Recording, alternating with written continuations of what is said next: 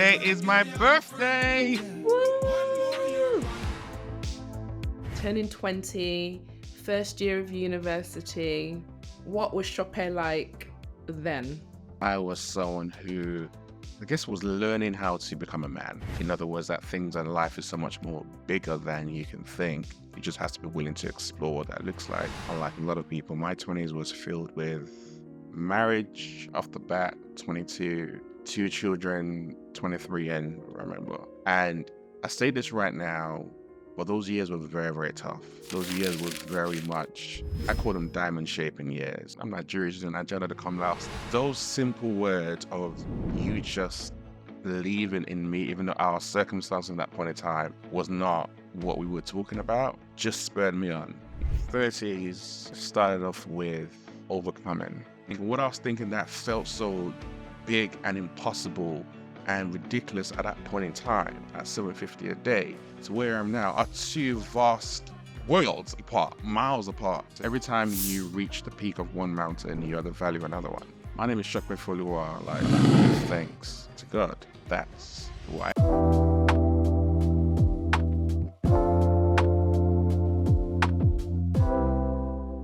Welcome to Everyday Leadership.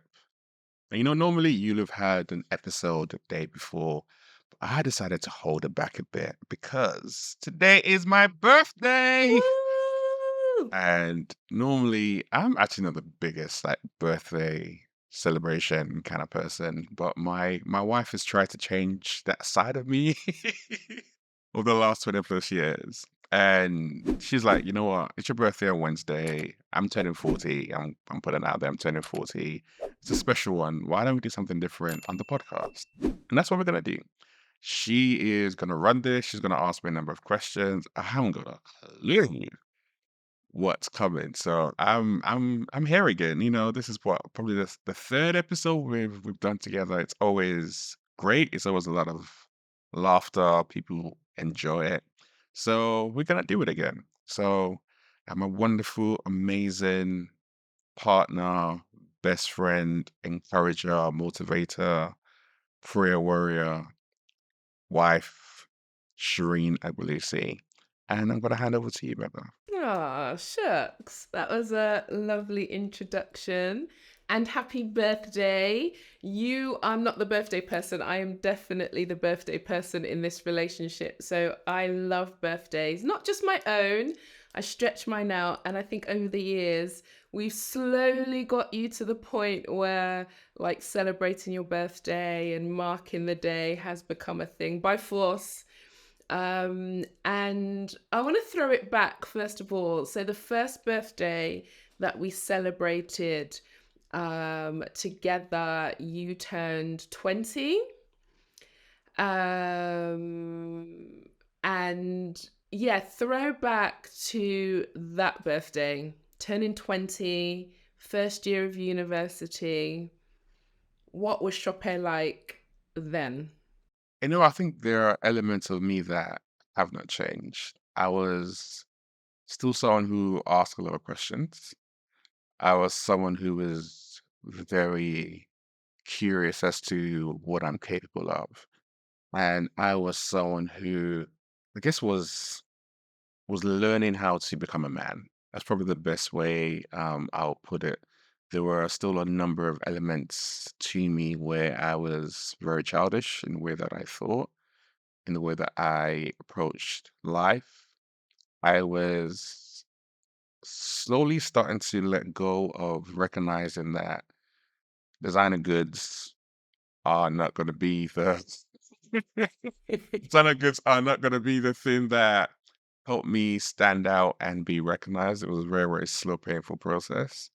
I was starting to understand the how important it was to be value aligned to friends and um a partner and different things along those lines. I was starting to really come into my own. I think I'll probably put it that way, with a hint of curiosity. When I went to university, I studied economics, but I studied economics with a view of, I don't know where this is actually going to take me. And I wasn't worried about that. I was one of those people that went to university without a fear, as crazy as it might sound, to be like, oh my gosh, I need to get it first, and it's going to meet XYZ. It's very much like I'm going to university, I know I'm going to do well, but actually the social settings and meeting other people is what's going to be the most important thing to me. And I think when I look back from then to now, that curiosity about people, about spaces, about recognizing that I think the destination is not the map, is what people tend to say. In other words, that things in life is so much more bigger than you can think. You just have to be willing to explore what that looks like. That side of me is, yeah, it's still there. That has not changed. It definitely hasn't. So, what do you think then you learn about yourself in your 20s that has shaped who you are today? I don't ever back down from those who are important to me, and my word is my bond. I think those two things have been very important. In my 20s, unlike a lot of people, my 20s was filled with marriage off the bat, 22, two children, 23, and it was 23, 25, 23, 24, I remember. By the time I had those two kids, navigating life in without first having a job and then having a job that paid less than 12K. Mortgage at 25. Mortgage, see all those different things. There was so much in those 10 years where it was really around consistently looking at you, looking at those two wonderful children that God has blessed me with, and saying to myself, I want to create a life for all three of you where you're going to learn, you're going to grow, your needs are going to be met, and we're going to be able to do amazing things in the world. And for me to be able to do that, I need to push myself consistently. And I say this right now, but those years were very, very tough. Those years were very much, I call them diamond shaping years, where there's a lot of things that got chiseled off me really, really quickly. Mhm. And I was forced to either sink or rise to the challenge. I'm a person that rises to the challenge. I'm Nigerian, so Nigeria to come last. So you gotta do what you gotta do. But I had you right next to me. We will have conversations, and I still to this day remember me saying to you when things were really, really low and we didn't have anything whatsoever. And years when we're at university, we'll talk about what our life would be, but what we were living was so far removed from that. And I'll say to you, like, it's not always going to be this way. And you will tend to be like, I know, and I know you. And those simple words of you just believing in me, even though our circumstance at that point in time was not what we were talking about, just spurred me on. So many times I'll speak to God. I'm like, Lord, I don't know. I don't, but keep on going. That encouragement from God and that faith from God, that encouragement from you, those children, just spurred me on because I did so much. Like the early years I had, well, I used to sell Nintendo, what are they called? Wii's from China because there were none available in the UK. I used to drop ship them to make some money. I used to sell phones. Then I was marking exam papers. Like I'll come home 8, 9 hours from work, spend some time with the kids, and everyone goes to bed, and I'll be up for 4 or 5 hours marking exam papers. Man, those days were tiring. The days when I was working in London and I was staying at my parents' house then, and Isaiah was still little, and I only got to see him a couple of times a week, and you would come down sometimes, and you leaving or me leaving early morning was such an emotional wrench and pulling us apart. And to say it's not always going to be like this. And when you look back now to those words that I used to say to where we are right now, and it's like, wow, we're living such a very, very different life. That's why I said for me, there were the chiseling years, the diamond forming years where I was just cold, and God was just like, you've been called to do this. You've been called to raise this family, and I'm going to give you everything that you need. But that doesn't mean it's going to be easy. You're going to have to fight through it, and deal with some foolishness at work sometimes, and Lord knows there were so many conversations we had, and I'm calling them like, baby, I just like these people need a lick in their backside. Like this is just ridiculous. But get up again, you go, you push through, and you just keep on fighting forward. So those 10 years were powerful. They were really, really what shaped me, molded me, made me who I am. But I think more importantly, also helped me to rediscover how much of my journey was necessary to be able to impart on other people. There were so many things that I know that I went through and navigated that I've been able to help and support so many of my other friends.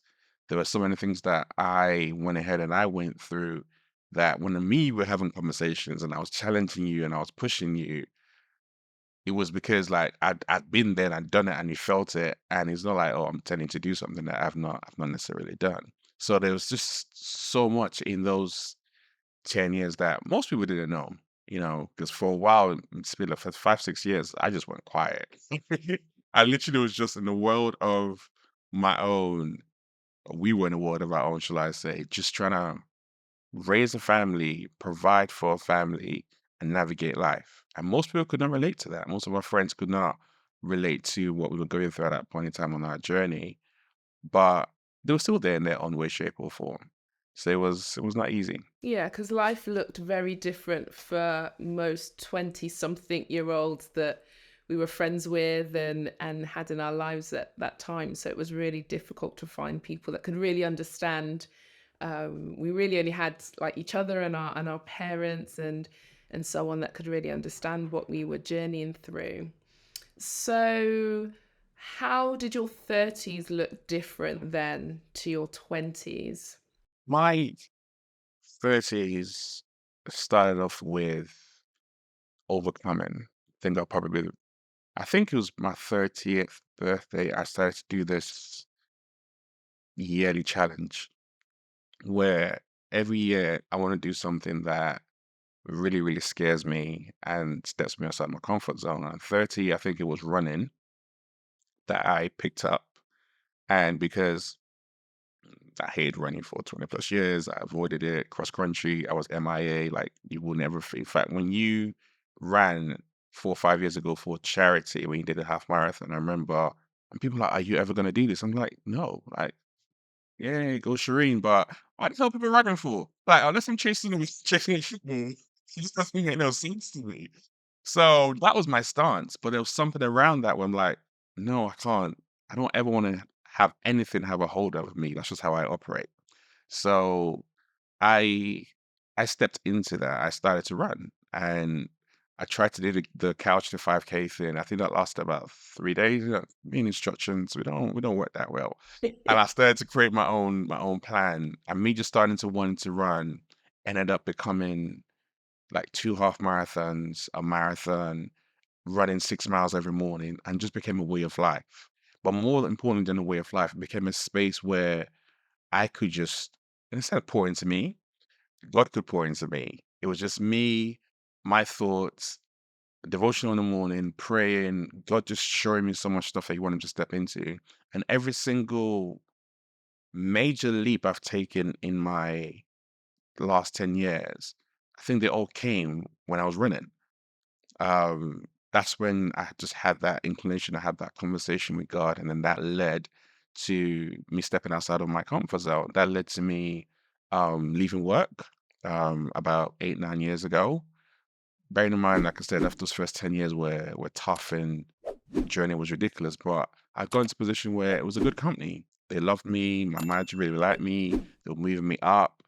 They gave me an offer to stay, 6 figure salary, all that kind of stuff. But I felt called to do something completely different. And I listened to that call. Well, I say that very quickly, but it was not easy listening. But I listened to that call and I stepped outside of that and I launched my first company. And that ran for a number of years. And then while I was doing that, I started my second company and again shut my old one down, which was doing well at that point in time. But again, it was listening to that call of fully going into what God has called me to do and led me to do what I'm doing right now. I used to write down like, oh, in about 8 years' time or 9 years' time, I'd love to be contracted. In fact, I remember just last week, a diary entry flashed on my phone because I have a digital diary, and it reminded me of what I wrote down 8.5 years ago. And my thing was, I want to be in a position where I can earn 750 a day, and that'll be my day rate. Now, let's just say my rates right now. You ain't getting out of bed for 750. I know rates right now are very, very different. But I say that to say the way that we think and what I was thinking that felt so big and impossible and ridiculous at that point in time at Mm. 750 a day to where I am now are two vast worlds apart, miles apart, chasms apart. You know what I'm saying? So when you're moving through life, being always be able to dream big and then dream bigger and then dream bigger. And I think there's a saying that says that every time you reach the peak of one mountain, you are the value of another one. And I think that's what life has been about. Being willing to not stay in my comfort zone. Like the challenges I've talked about, apart from me like stepping into work and all that kind of stuff, it's been around like I did a boxing match. Again, scary. I had you there, I had the kids there, I had friends from work there, and friends from other places. And in my head, I was thinking, oh my gosh, I'm gonna get knocked out. Especially the person I was fighting who has already done this before, so they were really, really good. I won the boxing match. It's been things like going to Ghana and riding 450 miles, wherever that we did, having never ever ridden on a road bike and only training for a couple of months because I was sick for like a month of those training for with COVID. But yet we managed to do that and raise money and bless so many different people. Jumping out of a plane. Jumped out of a plane, skydiving. I did that. That was no, I mean that was amazing. Growing up was It scary. felt.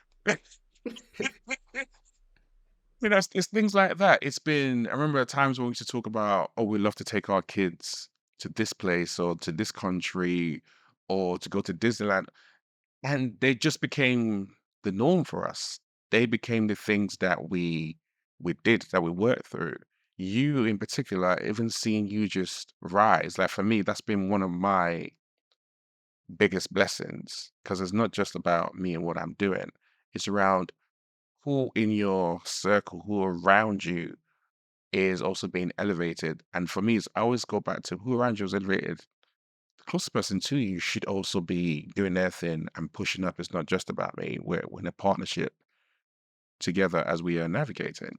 And seeing you be able to step outside of the schools and the environments that you were operating previously and take those skills and transfer them into the church environment, into a national movement, into making an impact on so many hundreds and thousands of lives of people in an environment where you don't see a lot of women, let alone black women. You see just doing your thing. For me, it's such an amazing thing to be able to do. And I always remember the day you told me is like the reason why I was able to step out is because you had the faith to do that first and lead the way.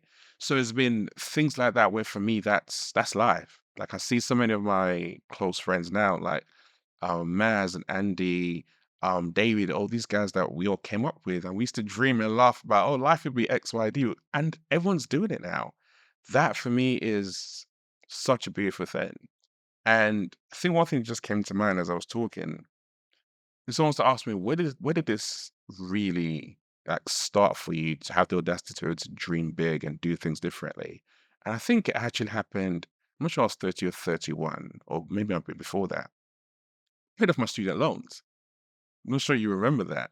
And I remember saying to you, like, babe, I want to pay off my student loans. And you're like, well, why? Like, we don't have enough money. So we're struggling to pay for our kids like private school fees and everything else we're doing. Why do you want to take on? I was like, there's something around that debt in particular that I think is important to be able to do something that feels impossible. And I want to do that and I want to try and do that. And I did it. And I remember doing that first time round. And in me typical fashion, I guess, I did it and it's done. I moved on. I remember telling you, like, what? And it's just like, why are you just moving on like that? I remember telling my friends, and they blasted it everywhere. They put it in our groups. I shop a paid off his, and everyone was hype about it. And in my head, I was like, rah, so it's a big deal. And But it's things like that we've always had big challenges. And I think for me, it's always been God just using that to say, for something that seems impossible, I want to show you that's possible. But you need to have that big, audacious, hairy goal. And you move towards that time and time again. The biggest, hairy, audacious goal that I have is to have a loving marriage and to be a wonderful father. And that is something that I don't always get right, but I'm striving towards. And that striving towards achieving that goal is what I feel has led me to achieve all the different things that happened in the last 10 years. And you do both of those things very well. And I think one of the things that I always found like really attractive about you is your ambition. Like you always had goals and dreams and passions, and you were always moving towards them, even though it might not look how you wanted it to look. It might have taken longer than you wanted it to take, but you always was clear about what you wanted life to look like, and you had the faith to go after it. And obviously, I know how important your faith is to you. And you mentioned, as you were talking about those times with God, like when you're out running and downloading from Him and talking to Him, sometimes, you know, you had some serious talks with God about what life looks like and all of that.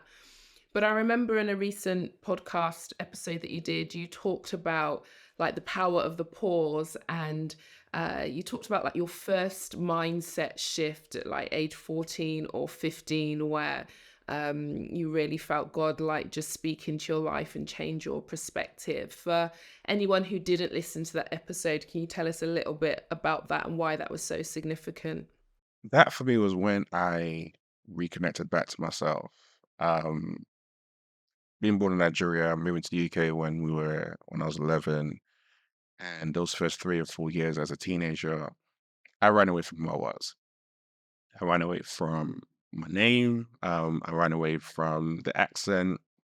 Ran away from just being Nigerian, in all honesty, because it wasn't cool. It wasn't popular. I was teased. I'm gonna put teased in quotation marks because I was also I could rock. I could rock. I could fight. So I was very good at knocking people down very, very easily. A lot of people who were a lot older than me, they experienced it.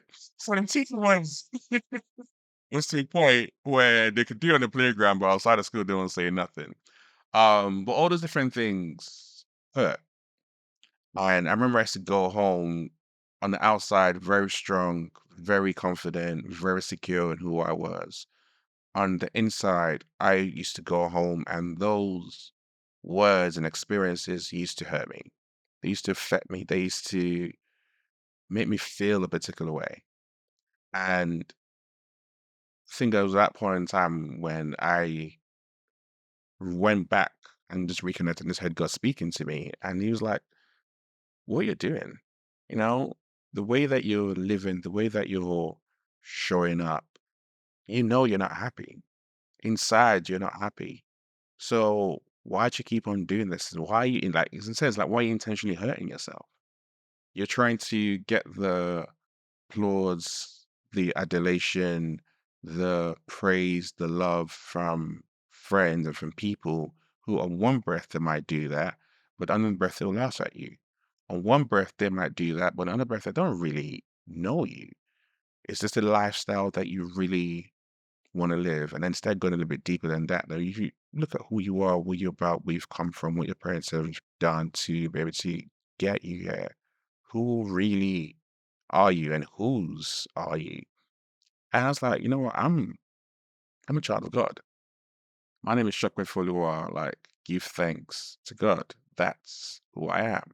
So if I am a child of God, why am I trying to impress people who don't know me? Why am I trying to impress people who don't necessarily care about me? Why am I trying to impress people who I'm actually smarter than? People who I can think deeper than?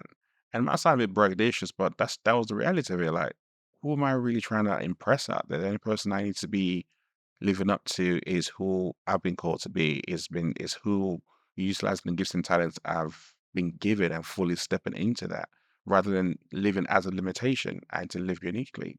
So that's where that actually came from, in that pause, in that stillness, in that quiet, which was mixed with tears and depression and so much. I heard God speak to me and I reconciled with who I was. And that was the rebirth of me. That was the rebirth of me just stepping into my name, stepping into my nationality and like where I'm from, and just stepping forward and riding out wherever that might look like. And that's why the power of the pause is so important. There's so many, this is probably, I don't know what episode this is, episode 150, 160, that I've had on the podcast. And I've spoken to leaders far and wide, from entrepreneurs to authors to people who start like Comedy Central, who are millionaires to billionaires. So many different people. I've coached so many different clients in all different walks of life. One of the things I can always hold on to throughout their stories are similar. Every single time they stopped doing and they slowed down to listen to something, there's people, some of them are have faith, some of them don't.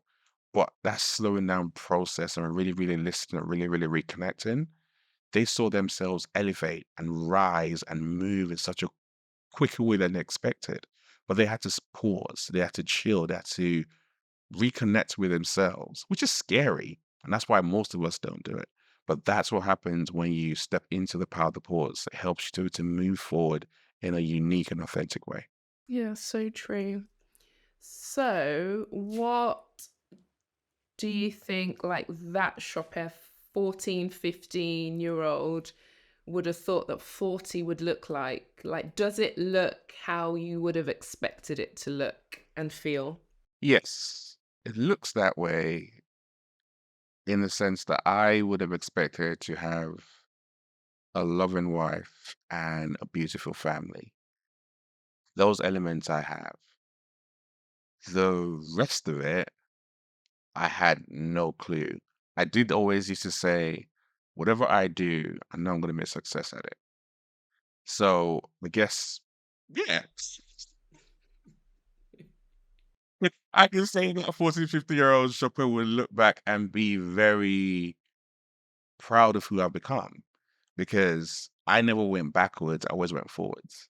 And all I've been able to do is build on that reconciliation of myself at 15 and just take it to new heights over and over and over again. And that 14, 15-year-old will probably ask them, like, okay, like, my friend, you're still playing small. There's so much more for you to do. And that voice will be correct. There's so much more that I want to accomplish. I feel like I'm just starting at 40. I feel like there's so much that I want to achieve and not just about me. I think that's one thing that probably hasn't changed as well. Even from when I was, yeah, from when I was way, like really, really young, but from when I was 12 in particular, I can remember my friends would tell you, I've always been that person who it's not always going to be about me. I want to see every single person around me grow, elevate, rise, step into something. I will challenge you. I will call you out. I don't care how old you are. That element of me has that. I used to be the guy that people come to and just ask me for advice when we were at school and we were talking about so much stuff. And like, how do you know these things? I don't know. But that was just me. I would ask them questions. I would dig in deep. That element has not changed. And I think that's why that fire is still burning really deep inside of me because I see so many lives. I see so many people who are still not living up to that potential. And I want to come alongside them and help them to pull what's inside of them out because then the world wins. We have so many different things that God has given to us when we were born with gifts and talents. But if we can unearth that, if we can strip back the shell, the doubt, the fear, the insecurities, and unleash that into the world, then we generally win. So I want to do a lot more of that, which is what we're doing through our organization, through the work we're doing with corporates and different spaces. But that drive is there for me, like front and center. So, what are the things that you're doing now that's setting you up for your 50s? Hmm. Um, I this may sound really, really weird, but I am talking more. What I mean by that is I am someone who, when it comes to what I'm doing and what I'm about, I think, despite having the podcast and doing a lot of videos and all that kind of stuff, I have still played in the shadows Mm. in a sense.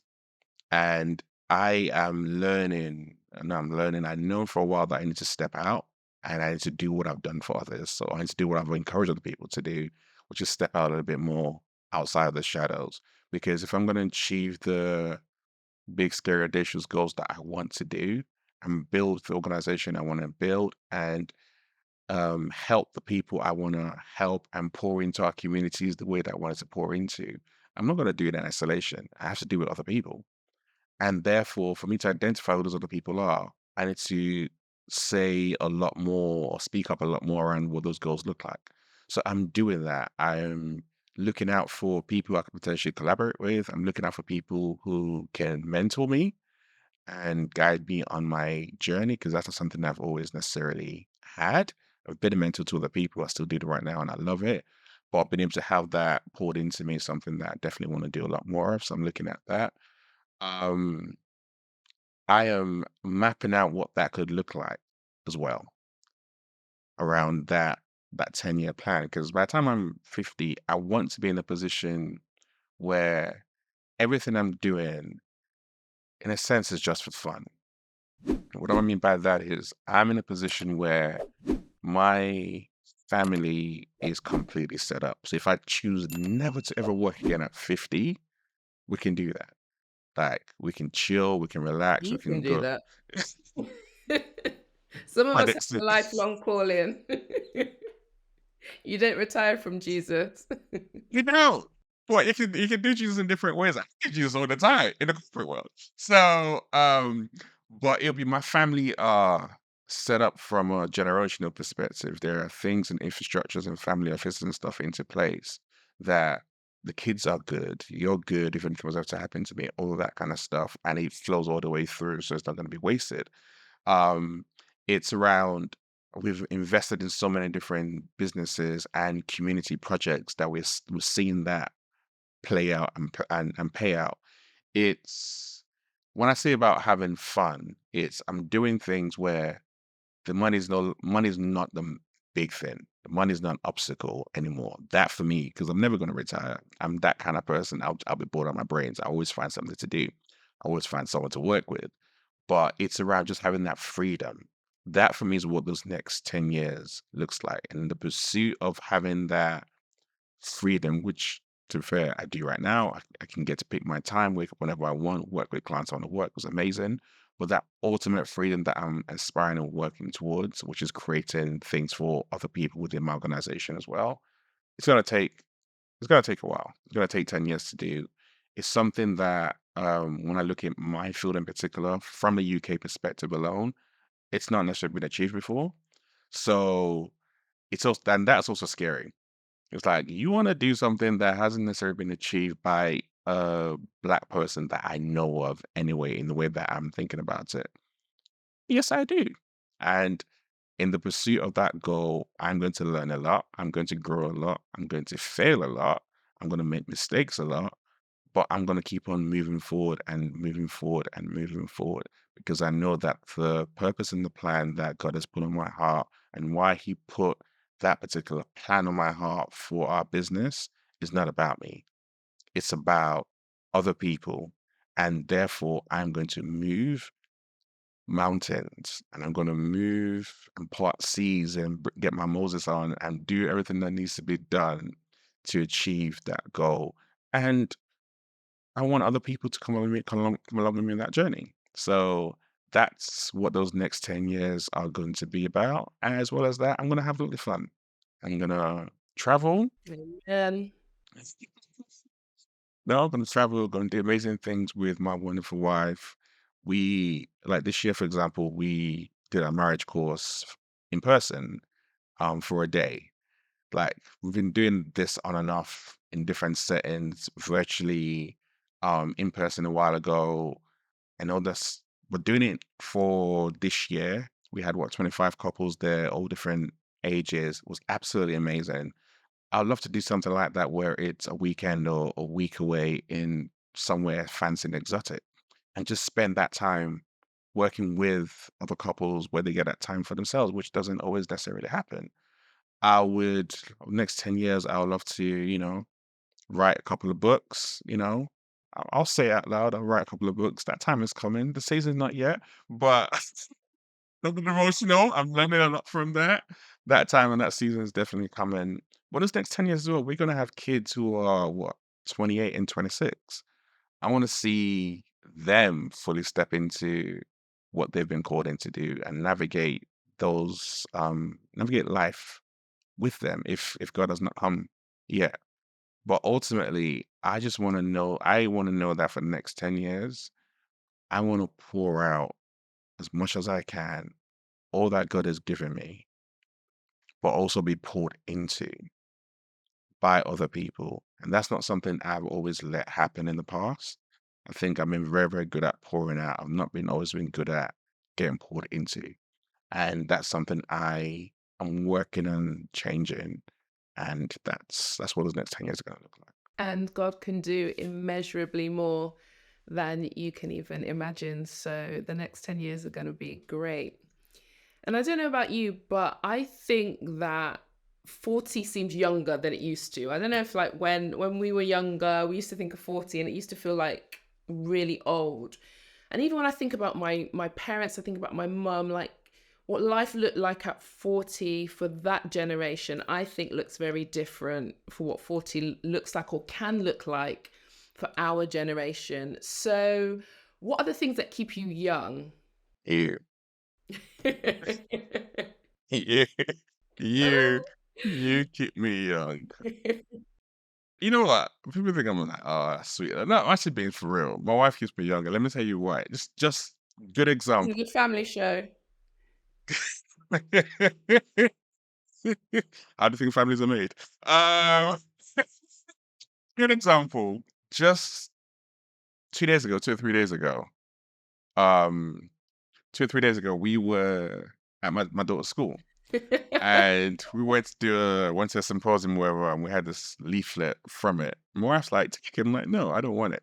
So she put it on my car. We went back and forth where I ran to her car, put it in back. I went all the way round the building because you have to take a little thing to get out. My wife blocked the road and stopped me from getting out so she could, and she sprinted. Yeah. Yep. She was past that. She was puffing like panting. She had sprinted to put this leaflet on my car. And then Anna took it and I drove all the way back to where she was parked. Wait, Anna's Buster was right next to me. He was laughing his head off. And then eventually, obviously, I won. Um, but that's just like 10, 15 minutes. If people saw us, honestly, I don't know what they saw on the cameras. They'll probably call the police, like, what is this people doing? Just going around and around. It looked absolutely nuts. But we're just having fun. Mm. And we've always had that. We have always had that. One of the things I always said when we got married, we both said it. We want our house to be full of joy and laughter. Mm. And even in the struggles and the challenges, they can attest to the fact that, and our kids can attest to the fact that our house has been full of joy and laughter. And that keeps me young. That keeps me going. I like to laugh. And a lot of people say, like, you're a very, very serious person. It depends. But I can be serious, but I also like to like to be around people who want to have joy in their lives, not people who are just miserable.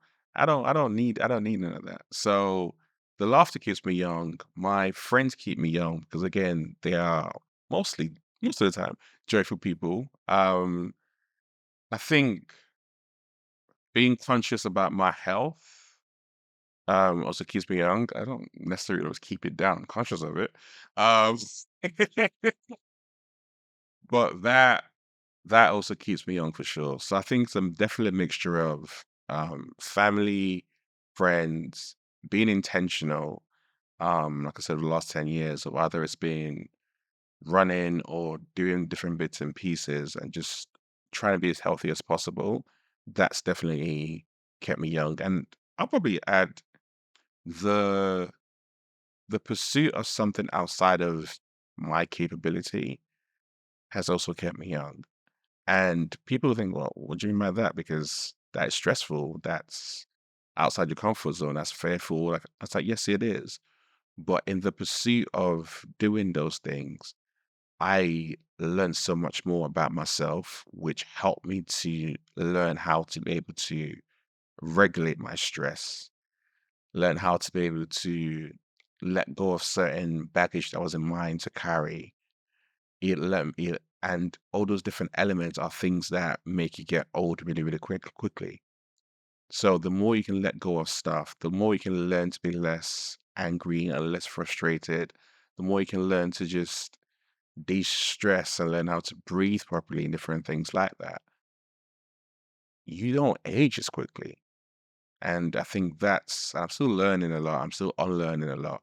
But all those different elements, I think, have definitely kept me young. Good. So I have some quick fire questions Let's go. for you. Just a few. I'll be gentle. So, what's your favorite book? Oh, My friend is quick fire. Bible. Well done. Stop that. Favorite food? Jollof rice with plantain and supermalt. Best song of all time? Oh, that's a hard one. I'm gonna go with 𝐥𝐤𝐬, Let's Get Married, because that's we came down the aisle too. So I'm gonna go with that. Nice. Best time of the year? Christmas. You've already answered this one. Plantain or plantain? There's only one way to say it. Plantain. Favorite quote? Well, I guess it's a phrase that I live my life by. Get out your comfort zone. And last one, city break or beach holiday? It's your day. Let's go. That's great. That's all the questions that I had for you. I told you I'd be gentle. Is there anything that you want to say, like you feel that has been unsaid for your 40th birthday episode? I want to say thank you. Actually, I want to say thank you to everyone listening to this episode. There are going to be so many people who I'll never get a chance to ever meet face to face, ever get a chance to talk to. But in one way, shape, or form, there are so many people who've also been part of my journey. And I think one of the things that I definitely do a lot of is I'm grateful for those people. I'm grateful for those people who have supported me, who have liked, who have commented, who have just helped me to keep going, because it's not always easy. It is not always easy. And there are times when encouragement comes out of the weirdest places at times. So I really, really appreciate it. And when you look at me and look at my journey, especially probably, what, 4 years ago is when I really started posting videos. And you were there. I hated it. Like for if I want to build my IG page way before that, for like 2 years, no one knew. Live my No quote. one, yeah, leave my quotes. No one knew it was my page, because you would not see anything that had my resemblance on there. But I built up this page and I built up this following. And then I felt compelled from those runs by God. And I started posting running videos, and then it led to something else. And then those running videos became the space that I learned to be able to hone thoughts in a very short space of time, which I now expand into keynotes and all that kind of stuff. But it's been people who have been there on that journey that I didn't recognize that's what I was stepping into then. But they've been there. They've called me the egghead shaped person. And all those comments that used to hurt me was me building character to deal with being more in the public limelight. So many people have been me on the journey, whether they thought about it or not. They've been there. So I appreciate that, and I'm thankful and grateful for that. And I think I would end with saying that I start off this podcast by saying I'm doing this with my best friend, and that's not words. That's real talk. Like we have been on a journey over the last 20 years, and there's no one else on this world that I would want to go on that journey with apart from you, because you have been my rock. Like, God knew what he was doing when he sent me you, because man, you have pushed me, you have challenged me. You have loved me.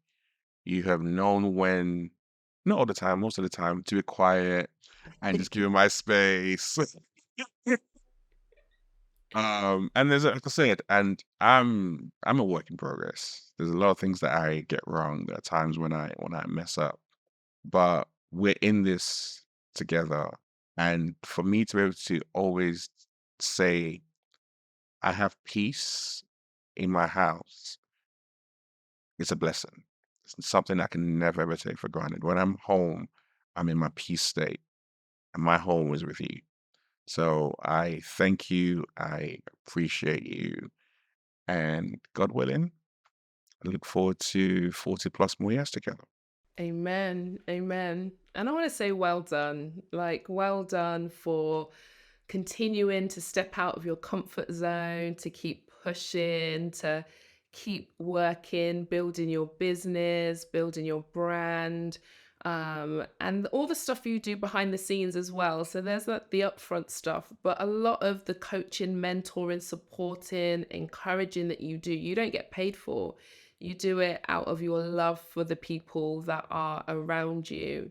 So well done for what you've done. From when we celebrated that first birthday, we met when we were 19.